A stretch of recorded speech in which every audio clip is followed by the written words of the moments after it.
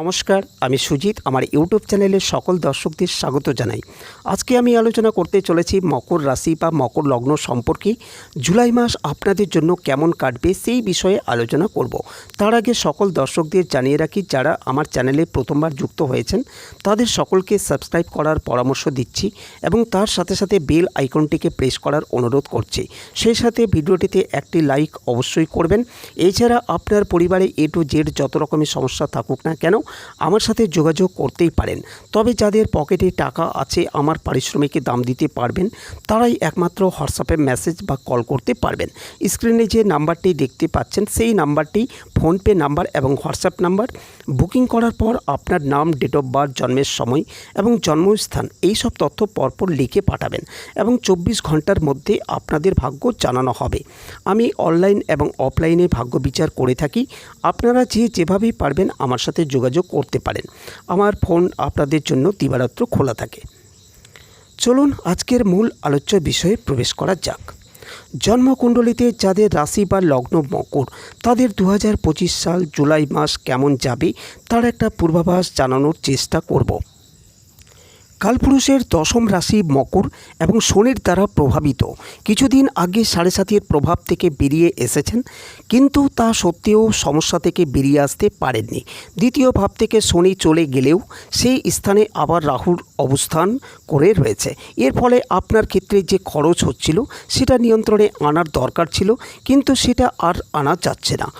আগে যে অর্থের একটা ফ্লো কমে গিয়েছিল, এখন সেই টাকা পয়সা আসছে, কিন্তু সেই টাকা বর্তমানে কিছুতেই ধরে রাখতে পারছেন না। অর্থনৈতিক দিক থেকে বেশ স্ট্রেসের মধ্যে রয়েছেন। কর্মক্ষেত্রে অস্থিরতার অবসান করছে না। দ্বিতীয়ভাবে রাহু অবস্থানের কারণে এবং ষষ্ঠভাবে বৃহস্পতি অবস্থানের কারণে অর্থ ত্রিকোণ এটি কিন্তু অ্যাক্টিভেট হয়েছে। কিন্তু এই রাহুর উপরে রয়েছে মঙ্গলের দৃষ্টি। মঙ্গলের দৃষ্টি আবার রয়েছে শনির উপরে। এর ফলে মকরের দুশ্চিন্তা, হঠাৎ দুর্ঘটনা ঘটার প্রবণতা ইত্যাদি সৃষ্টি হয়েছে। তাই মকরকে প্রচণ্ড সাবধান হতে হবে।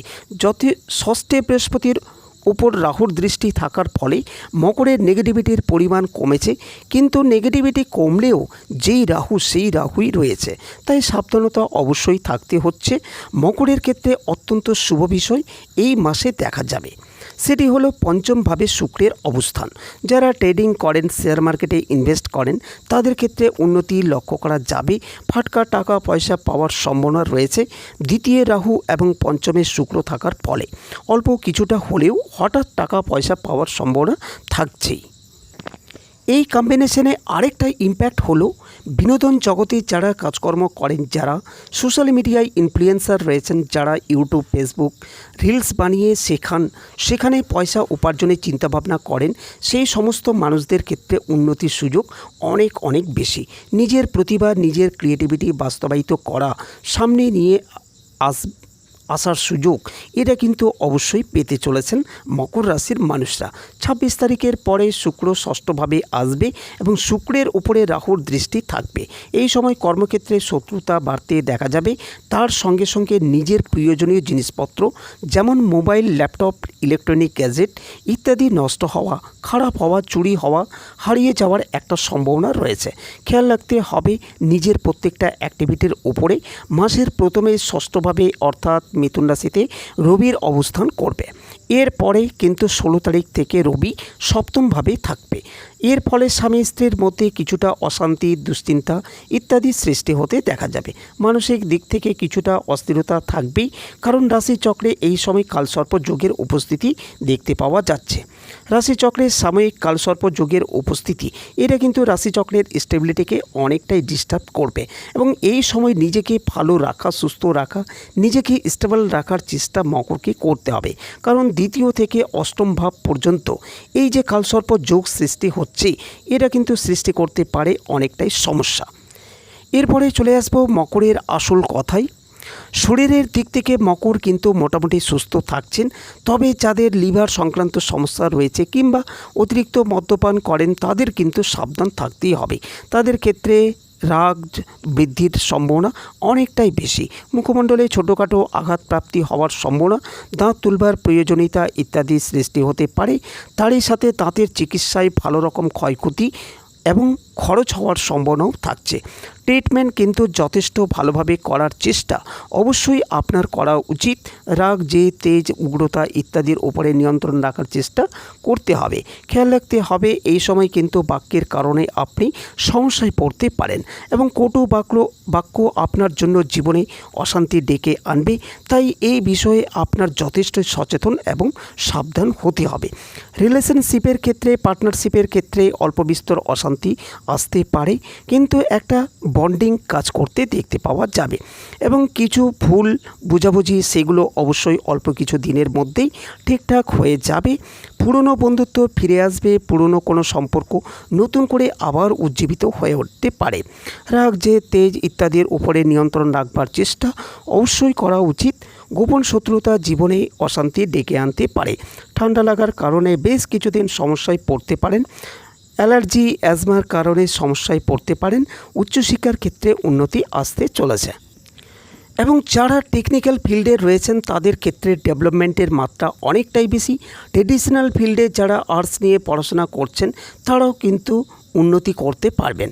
কর্মমুখী প্রশিক্ষণ, চাকরি প্রাপ্তির জন্য যারা পড়াশোনা করছেন তাদের ক্ষেত্রে ইমপ্রুভমেন্ট আসবে। নতুন কোনো পেশায় সংযুক্ত হওয়ার সুযোগ এটা মকরের ক্ষেত্রে আসতে চলেছে। ইন্টারভিউয়ের ক্ষেত্রে সাকসেস রেট বেশি থাকছে। সেলস, মার্কেটিং প্রফেশনের পরিবর্তন এর সুযোগ দেখতে পাওয়া যাবে। নতুন কর্মক্ষেত্রে সংযুক্ত হতে পারেন।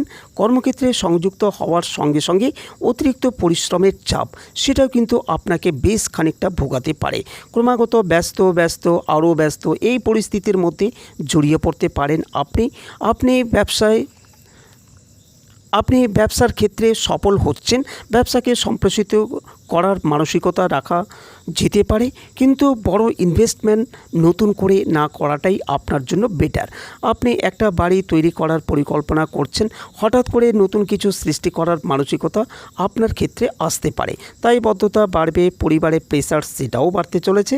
তার একটা ইম্প্যাক্ট ব্যবসার ক্ষেত্রে পড়তে চলেছে। মহিলাদের ক্ষেত্রে খুব কাছের বন্ধুর দ্বারা বিশ্বাসঘাতকতা, গোপন কথা প্রকাশিত হওয়ার একটা সম্ভাবনা দেখতে পাওয়া যেতে পারে। অষ্টমে মঙ্গল কেতুর অবস্থানের ফলে কিছু জটিলতা সৃষ্টি করতে পারে। পারিপার্শ্বিক, সামাজিক, বন্ধু বান্ধব ইত্যাদির মাধ্যমে কিছু অস্থিরতার মধ্যে জড়িয়ে পড়তে পারেন। নাম, যশ, প্রভাব, প্রতিপত্তি ওভারঅল মকরের ক্ষেত্রে বাড়তে দেখতে পাওয়া যাবে। মাসের একদম শেষের দিকে বন্ধু বিচ্ছেদ হওয়ার সম্ভাবনা দেখতে পাওয়া যাবে। সন্তান ভাগ্য যথেষ্ট ভালো। আপনি এই সময় কোনো পোষ্য প্রাণী আনতে পারেন। স্পেশালি যে সমস্ত মানুষ ভাবছিলেন একটা পরিষ্কার রঙের কোনো পোষ্য বাড়িতে নিয়ে আসবেন, তাদের ক্ষেত্রে এই ইচ্ছা পূরণ হতে দেখতে পাওয়া যাবে। সন্তানের ডেভেলপমেন্টের সম্ভাবনা রয়েছে, তবে 15 তারিখ থেকে 28 তারিখ পর্যন্ত বাহন সংক্রান্ত কারণে আপনার সন্তান আঘাতপ্রাপ্ত হতে পারে। তাই এই সময় সাইকেল বা বাইক চালানোর সময় একটু সাবধান হতে হবে, না হলে কিন্তু সমস্যার সৃষ্টি হতে পারে। সন্তানের ক্ষেত্রে বিদেশ যাত্রার একটা সম্ভাবনা সৃষ্টি হতে চলেছে। বাড়ি, জমি, ভূমি ইত্যাদি সংক্রান্ত কিছু সিদ্ধান্ত নেওয়া যেতে পারে এবং বড় কাজে উন্নতির সম্ভাবনা এটা কিন্তু আসতে চলেছে। পার্টনারশিপ, বিজনেসের ক্ষেত্রেও ডেভেলপমেন্ট দেখতে পাওয়া যাবে। যে কোনো রকম আইনি জটিলতা মকরকে অ্যাভয়েড করতে হবে। চেষ্টা করতে হবে আইনি সংক্রান্ত সমস্যা সৃষ্টি হলেও সেই সমস্যাগুলি যাতে কোর্টের বাইরে সেটেলমেন্ট করে নেওয়া যেতে পারে।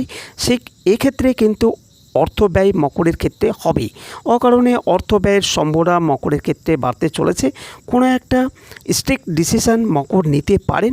সাবধানে পদক্ষেপ আপনার জন্য ভালো হতে চলেছে। নিজেকে সুস্থ রাখার প্রচেষ্টা এটা অবশ্যই মকরকে করা উচিত। কয়েকটি বিশেষ ক্ষেত্রে আলোকপাত করতে চাইব, তবে খেয়াল রাখতে হবে জীবনের সমস্যা বহুদিক থেকে আসতে পারে এবং সমস্যা যখন এসেছে তখন সমস্যার উপলব্ধি বা ধারণা এটা আপনার মধ্যে থাকা উচিত। কেন আপনার সমস্যা হচ্ছে, গ্রহরা আপনার সমস্যার জন্য কতটা দায়ী, কী পারিপার্শ্বিক পরিবেশের কারণে এই সমস্যার সৃষ্টি হয়েছে, এই বিষয়গুলিকে রিয়ালাইজ করতে হবে এবং আপনাকে এই রিয়ালাইজেশন দিতে পারেন একমাত্র জ্যোতিষ বন্ধু। তাই সমস্যার সময় দ্বিধা না করে সরাসরি কনসেন্ট্রেশন করুন, অনলাইন বা অফলাইনে।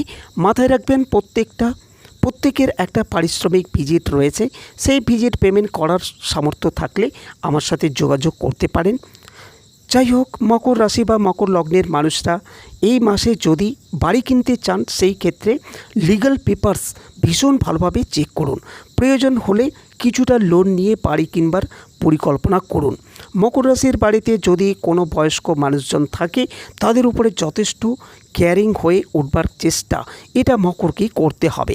তাদেরকে যথেষ্ট প্রচেষ্টা করতে হবে নিজের ক্ষেত্রটিকে আরও একটু স্টেবল করে তুলবার। 13 তারিখ থেকে 22 তারিখ পর্যন্ত হঠাৎ প্রাপ্তির একটা সম্ভাবনা দেখতে পাওয়া যাবে। ঠিক এই সময় শেয়ার মার্কেট থেকে আপনার বেশ কিছুটা লাভ হয়ে উঠতে পারে। মামলা মকদ্দমায় জয়লাভ করার সম্ভাবনা থাকছে।